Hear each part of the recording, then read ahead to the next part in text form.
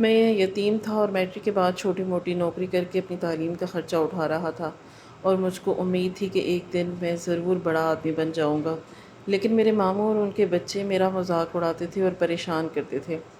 تنگ آ کر میں دوسرے شہر چلا گیا اور پنکچر کی دکان کھول لی۔ میں اپنی دکان کھول کر بیٹھا رہتا۔ ایک دن بڑی گاڑی میں میری دکان پر رکی اور اس میں بیٹھی عورت نے مجھے آواز دے کر اپنے پاس بلایا۔ میں اپنی قسمت پر حیران تھا کہ بیٹھے بٹھائے اللہ پاک نے میری مدد بھیج دی۔ 4 سال بعد جب میں ایک مشہور کالج سے اپنی تعلیم مکمل کر کے نکلا تو گھر پہنچتے ہی یہ سب جان کر حیران رہ گیا کہ وہ عورت کوئی اور نہیں بلکہ میری سگی۔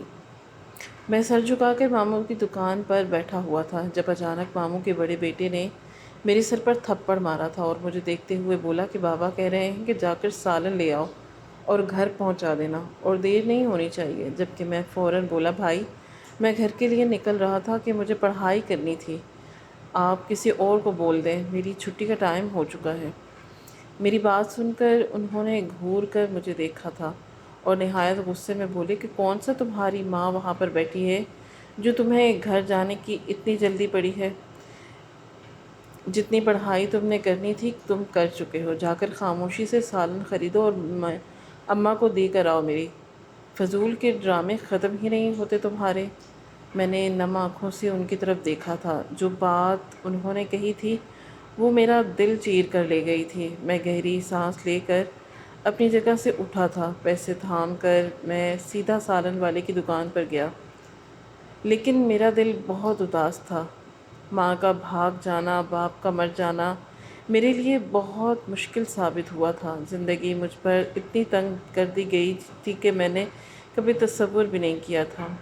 سالن خرید کر ممانی کے ہاتھ میں تھما کر میں گھر لوٹ آیا تھا۔ ارادہ کچھ دیر پڑھائی کرنے کا تھا، لیکن دل اتنا بیگانہ ہو گیا تھا کہ میں کونے میں جا کر خاموشی سے بیٹھ گیا۔ آنکھوں سے بھل بھل بہنے لگے آنسو۔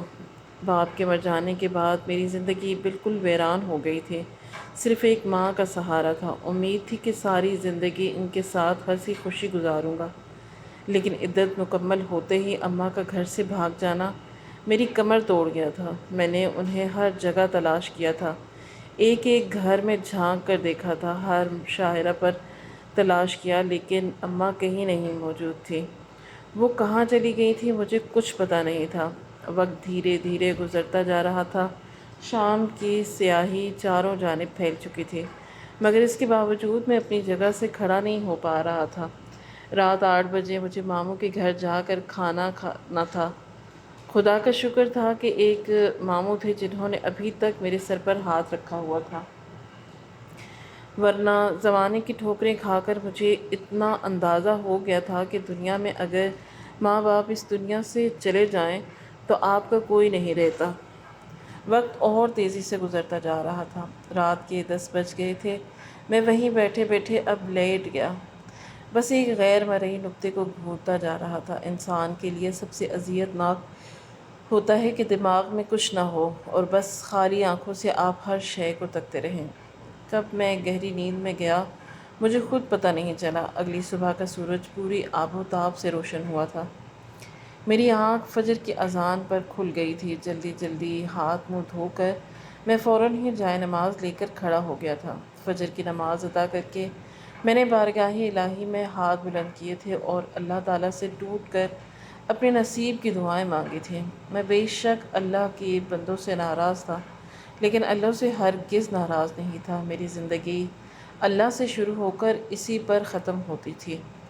مجھے اپنے رب کا کامل یقین تھا کہ وہ میرے ساتھ کبھی کچھ برا نہیں ہونے دے گا، اور اگر کچھ برا ہو بھی رہا ہوگا تو وہ سنبھال لے گا۔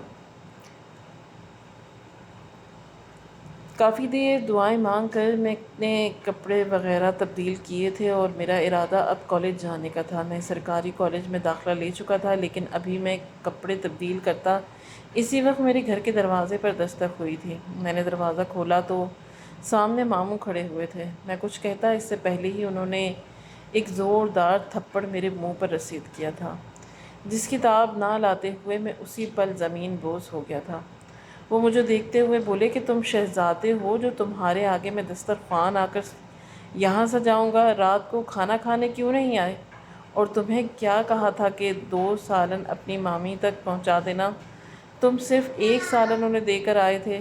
کتنا ہنگامہ ہوا ہے میرے گھر پر، ایک تو میں تم پر کرم نوازی کرتا ہوں، اوپر سے تم مجھ پر ہی چڑھ دوڑ رہے ہو، میرے کہنے کو ٹال رہے ہو۔ ان کی بات سن کر میں فوراً بولا کہ ماموں، بھائی نے کہا تھا کہ صرف 1 سالن دینا ہے، اور رات کو مجھے بھوک نہیں لگ رہی تھی۔ میں ابھی مزید کچھ کہتا کہ اس سے پہلے ہی انہوں نے زوردار مجھے لات رسید کی تھی اور مجھے دیکھتے ہوئے بولے کہ اپنا دماغ نہ درست کر لو، میں تمہارے باپ کا نوکر نہیں ہوں جو تمہارے آگے پیچھے گھوموں گا۔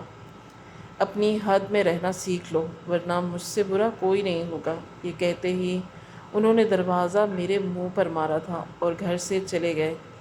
میری آنکھوں سے بے اختیار آنسو بہنا شروع ہو گئے تھے۔ یہ کیسی مشکل گھڑی تھی کہ جب ماں باپ کا سہارا ساتھ نہ ہو تو انسان ایسے ہی لاوارث ہو جاتا ہے۔ کافی دیر تک زمین پر بیٹھا میں روتا رہا اور پھر تھک ہار کر کچن کی طرف بڑھ گیا تھا۔ ارادہ اپنے لیے چائے بنانے کا تھا تاکہ میں کچھ کھا کر کالج کے لیے روانہ ہو سکوں۔ اگر ان چھوٹی چھوٹی باتوں کو بیٹھ کر میں سوچتا رہتا تو کبھی بھی زندگی میں کامیابی کی سیڑھی عبور نہ کرتا۔ ناشتہ وغیرہ کر کے میں نے یونیفارم تبدیل کیا تھا، گھر کی معمولی سی صفائی کی تھی اور فوراً ہی کالج کے لیے روانہ ہو گیا تھا۔ ماموں کی دکان سے جتنے پیسے مجھے ملتے تھے اس سے میرا صرف کھانے کا ہی گزارا ہوتا تھا۔ فی الحال میں نے اپنے پیسے ٹرانسپورٹ میں ضائع نہیں کیے۔ بے شک گھر سے کالج کافی دور تھا، لیکن میں نے پیدل چلنے میں ہی عافیت جانی تھی۔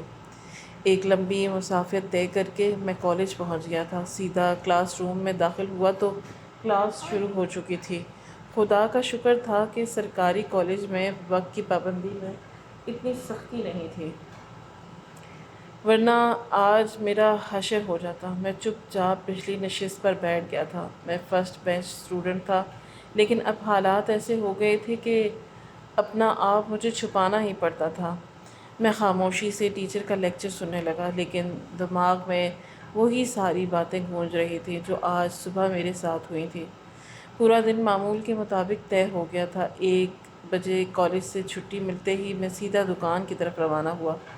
مجھے معلوم تھا کہ ماموں میرا انتظار کر رہے ہوں گے۔ میں نے کچھ وقت میں کام اتنا اچھا سیکھ لیا تھا کہ سینئر کاریگر بھی مجھ سے کئی سوال پوچھ لیا کرتے تھے، کافی لوگوں کی مدد بھی کر دیتا تھا، اور اللہ کا احسان تھا کہ اس رب نے مجھے ذہین دماغ عطا کیا تھا، جس کی وجہ سے میں دھیرے دھیرے ماموں کی نظروں میں آنا شروع ہو گیا تھا۔ مجھے معلوم تھا کہ وہ مجھے ماریں گے، کوسیں گے، لیکن اپنے آپ سے جدا نہیں کریں گے، کیونکہ میں نے بہت کم وقت میں انہیں بہت فائدہ پہنچا دیا تھا۔ ایک مختصر مسافت طے کر کے میں دکان پر پہنچا تو ماموں کافی غصے میں تھے۔ مجھے دیکھتے ہوئے انہوں نے گالیاں نکالنا شروع کر دی۔ تمہیں میں نے اس لیے اپنی دکان پر رکھا ہے کہ تم دوپہر کے بعد آؤ، میں تمہیں یہاں سے نکال دوں گا، پھر تمہیں سمجھ آئے گا کہ جبکہ میں فوراً بولا کہ ماموں، میں کالج چلا گیا تھا اسی لیے دیر ہو گئی، جبکہ ان کے دونوں بیٹے کہکہا لگا کر ہنس رہے تھے اور مجھے دیکھتے ہوئے بولے کہ ہاں ہاں، تم نے پڑھائی کر کے بہت بڑا مینسٹر بن جانا ہے، جا کر سیدھی طرح کار کی صفائی کرو، ابا کا بے وجہ میٹر گھما ہوا ہے، یہ نہ ہو کہ تمہاری چمڑی ادھیڑ دیں۔ ان کی بات سن کر میں نے آنکھوں میں آئی ہوئی نمی کو اپنے اندر اتارا تھا اور خاموشی سے بیگ اور اپنی شرٹ رکھ کر سیدھا کار کی طرف بڑھ گیا۔ کالج کی شرٹ سفید تھی، میں اسے خراب نہیں کرنا چاہتا تھا۔ پورا دن انتھک محنت کے بعد رات 9 بجے میں نے دکان سے چھٹی کر لی تھی۔ میری حالت کافی خراب ہو گئی تھی اور ارادہ گھر جا کر آرام کرنے کا تھا۔ بھوک نہیں لگ رہی تھی، لیکن ماموں زبردستی مجھے گھر لے آئے تھے۔ ان کا یہ انداز بعض اوقات مجھے حیران بھی کر دیتا تھا کہ یہ مجھ پر اتنی کرم نوازیاں کرتے کیوں ہیں۔ بے شک میں ان کی دکان پر کام کرتا تھا، لیکن میں اس کی اجرت ضرور لیتا تھا، لیکن اس کا مجھے کھانا دینا، ہر وقت میری فکر میں ہلکان ہوتے رہنا میری سمجھ سے بالاتر تھا۔ حالانکہ کئی بار مجھے ایسا بھی محسوس ہوتا تھا کہ یہ سب وہ زبردستی کر رہے ہیں، لیکن کیوں یہ بات میری سمجھ میں نہیں آتی تھی۔ کھانا وغیرہ کھا کر میں جیسے ہی گھر سے نکلنے لگا کہ مومانی نے فوراً مجھے آواز دی۔ میں نے مڑ کر دیکھا تو وہ سخت غصے میں بولی کہ اگر تم نے اب کھانا کھانے آنے میں ناغہ کیا تو مجھ سے برا کوئی نہیں ہوگا۔ دماغ خراب کیا ہوا ہے تم نے، ہمارا وقت پر آ کر کھانا کھا جایا کرو۔ جبکہ میں جی مومانی بول کر سیدھا گھر کی طرف گامزن ہو گیا تھا۔ لیکن آج صبح سے جو ضلالت میرے نصیب میں آئی تھی، یہ باتیں مجھے کافی الجھن کا شکار کر جاتی تھیں۔ کمرے میں بیٹھ کر میں اسی بارے میں سوچتا جا رہا تھا کہ مجھے کوئی قدم اٹھا لینا چاہیے۔ ابا کے مرنے سے پہلے انہوں نے ایک رقم الماری میں رکھی تھی اور اتفاقی طور پر اماں نے بھاگنے سے پہلے اس رقم کو ہاتھ بھی نہیں لگایا، یعنی وہ رقم آج بھی ویسی کی ویسی ہی موجود تھی۔ میرا دماغ کافی تیزی سے کام کر رہا تھا۔ میں کچھ دنوں سے اس بارے میں سوچ رہا تھا، لیکن کبھی اس بارے میں گہرائی سے نہیں سوچا تھا۔ میرا آخری سال چل رہا تھا اور میں یہ نہیں چاہتا تھا کہ انٹر کرنے کے بعد میں یہاں سے چلا جاؤں۔ اب مجھے صرف اور صرف اپنے امتحان کا انتظار تھا۔ امتحان ہونے کے بعد دیر تھی اور میں یہاں سے جانے کا ارادہ کر چکا تھا۔ وقت اور تیزی سے گزرتا جا رہا تھا۔ دھیرے دھیرے دن مہینوں میں تبدیل ہو گئے تھے اور میرے امتحان سر پر آن پہنچے تھے۔ میرا خوب مذاق اڑایا جاتا تھا۔ ہاں ہاں، یہی تو منسٹر بنے گا، یہی تو ہمارے ملک کے حالات تبدیل کرے گا، اسی نے تو ہمارے مسائل حل کرنے ہیں۔ ماموں کے بچوں کی باتیں میرا کلیجہ چیر دیتی تھیں، لیکن میں خاموش رہتا تھا۔ مجھے اپنے رب پر توکل تھا اور میں اس رب پر ہی یقین رکھ کر اپنی زندگی کو آگے بڑھاتا جا رہا تھا۔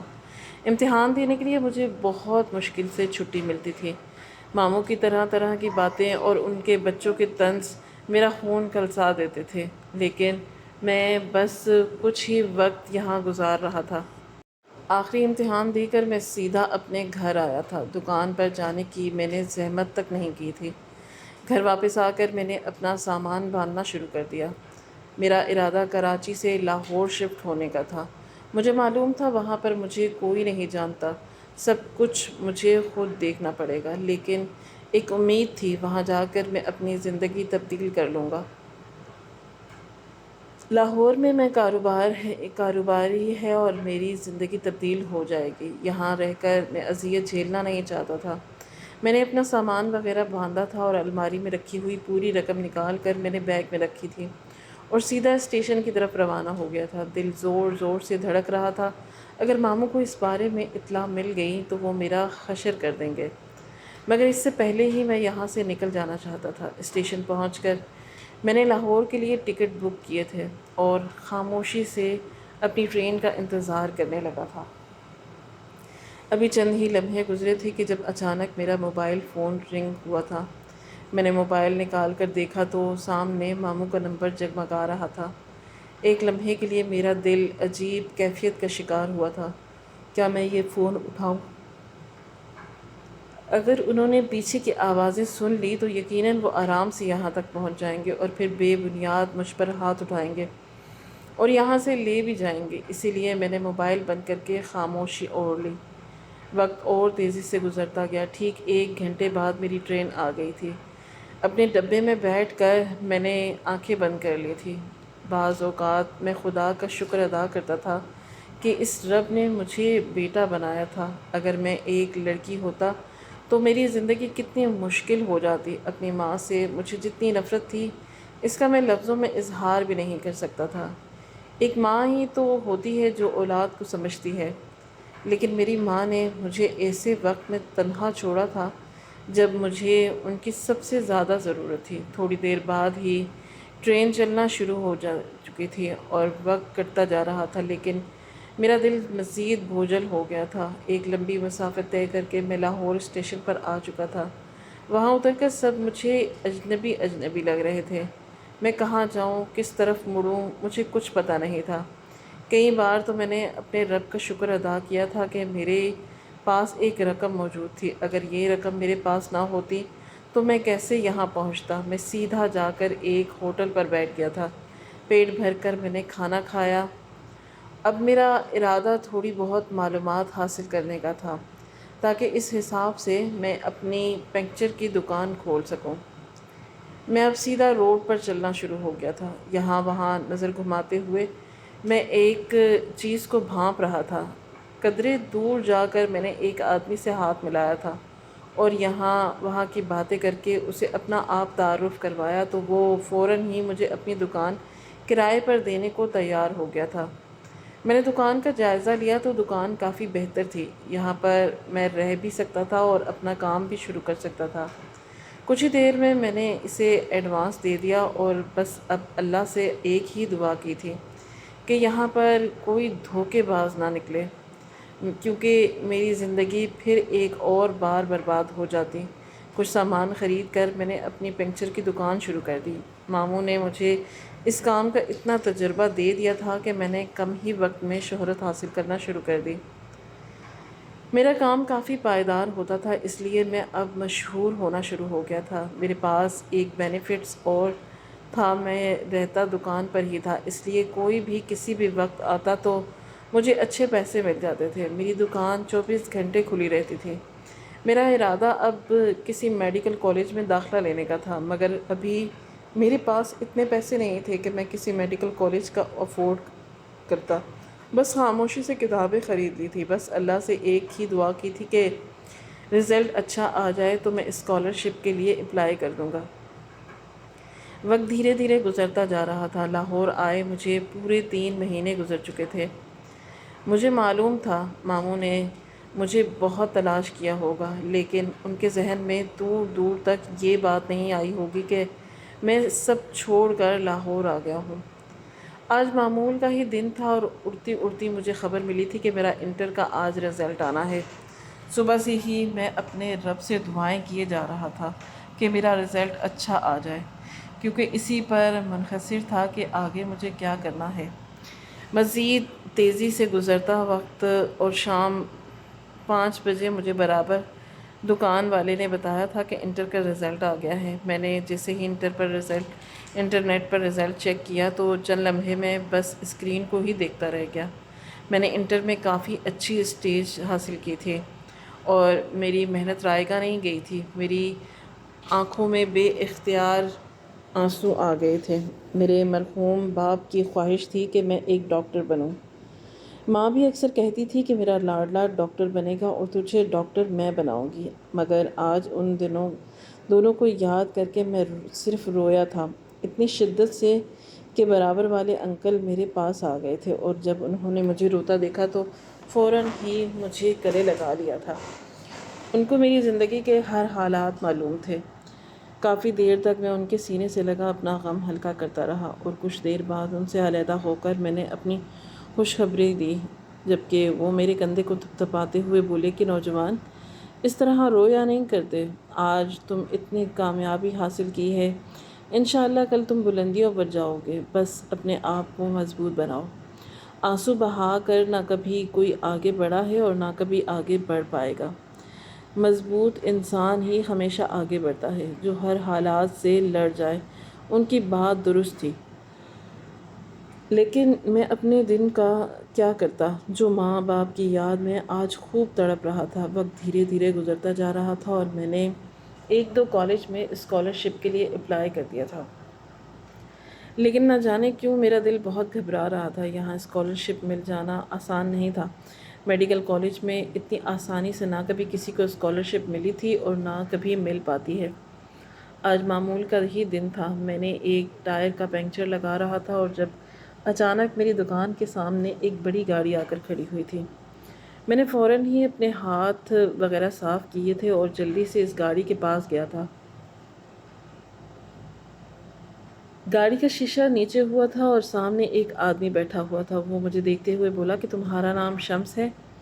میں نے سر کو ہلکی جنبش دی تو اچانک اس نے ایک فائل میری طرف بڑھائی تھی اور مجھے دیکھتے ہوئے بولا کہ مجھے معلوم ہے تو تم نے 12ویں جماعت میں کافی اچھے نمبر حاصل کیے ہیں، اب اسکالرشپ کے لیے بھٹک رہے ہو۔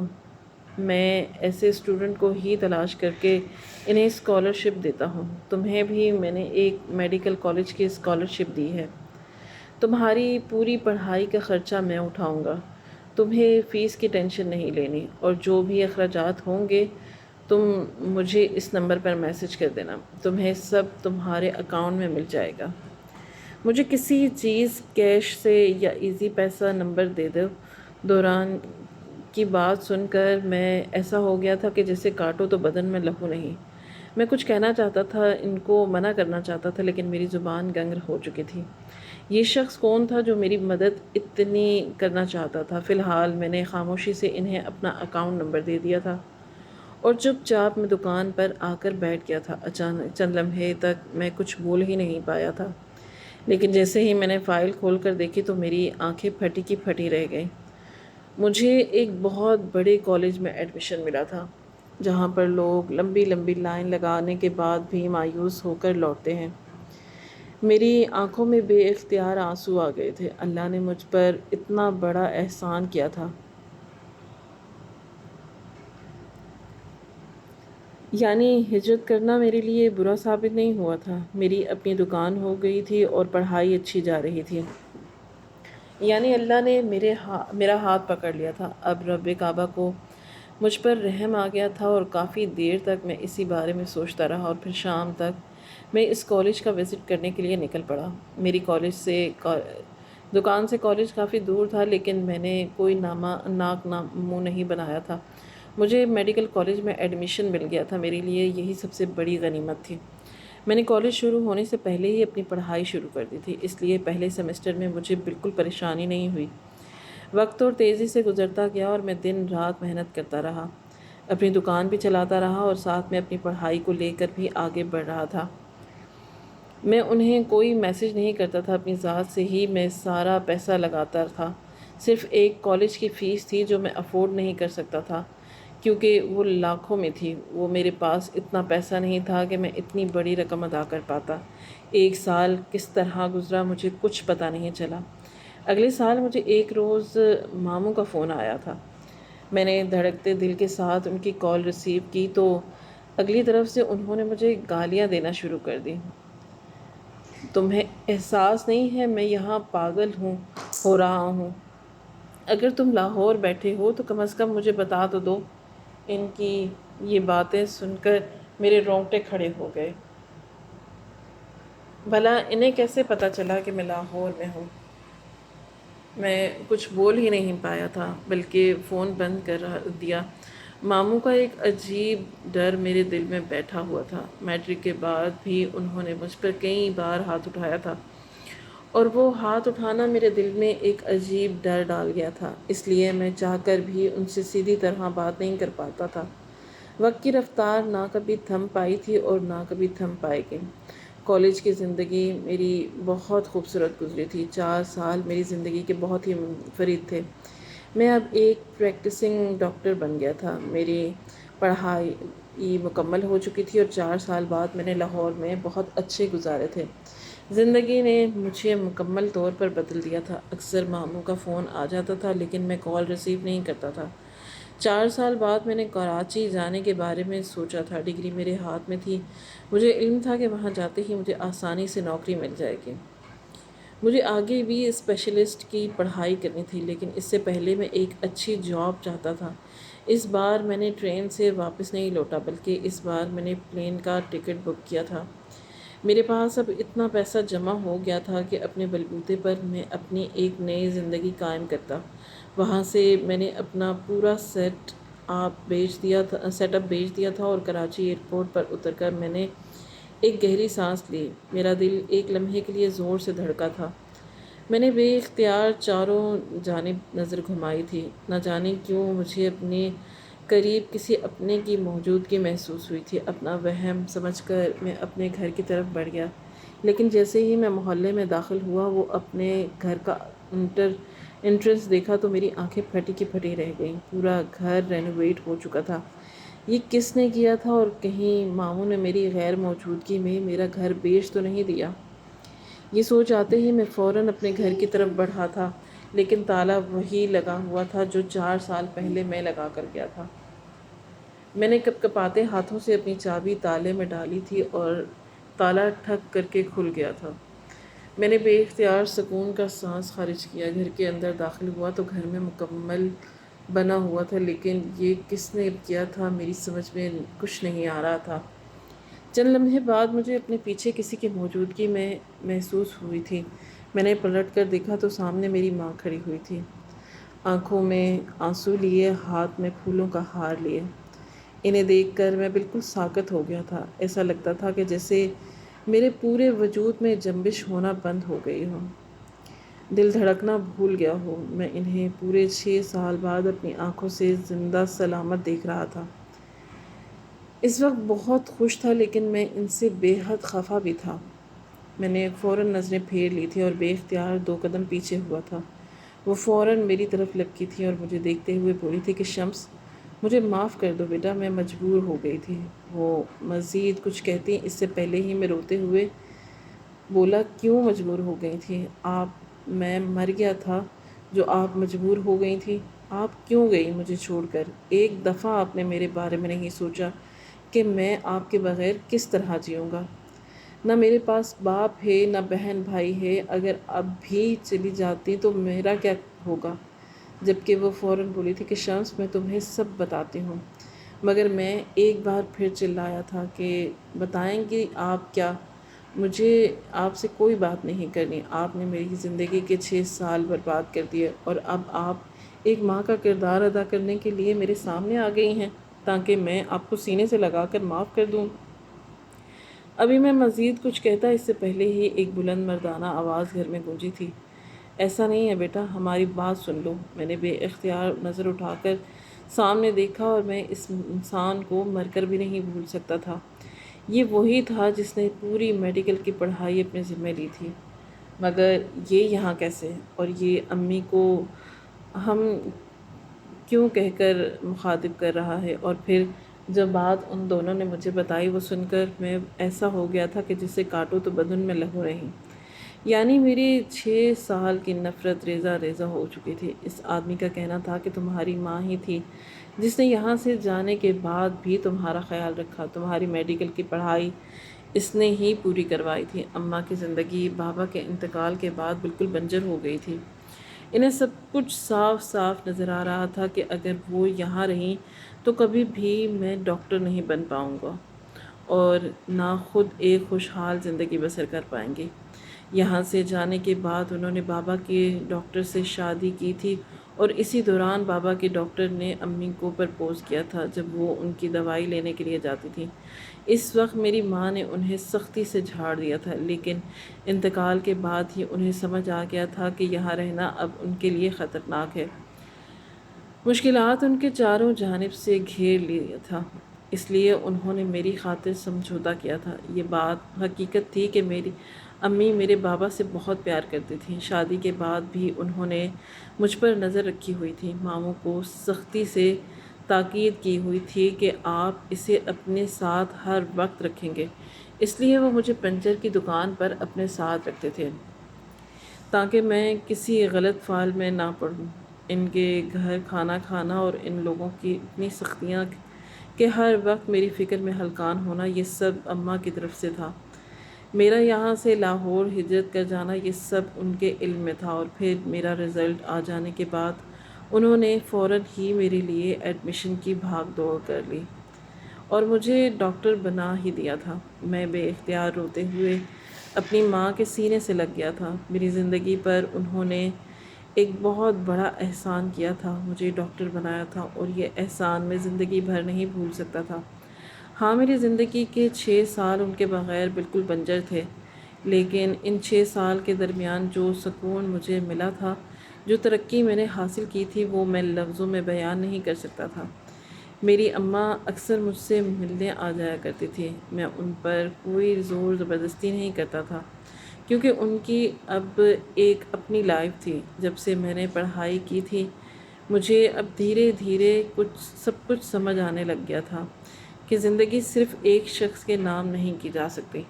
زندگی کو گزارنے کے لیے انسان کو ہر طرح کا سمجھوتہ کرنا پڑتا ہے، اور جو لوگ اس بات کو سمجھ لیتے ہیں وہی زندگی میں آگے بڑھ جاتے ہیں، ورنہ اگر روایتی سوچ لے کر بیٹھے رہیں گے تو نہ کچھ خود آگے بڑھ پائیں گے اور نہ کبھی کسی دوسرے شخص کو آگے بڑھنے کا موقع دیں گے۔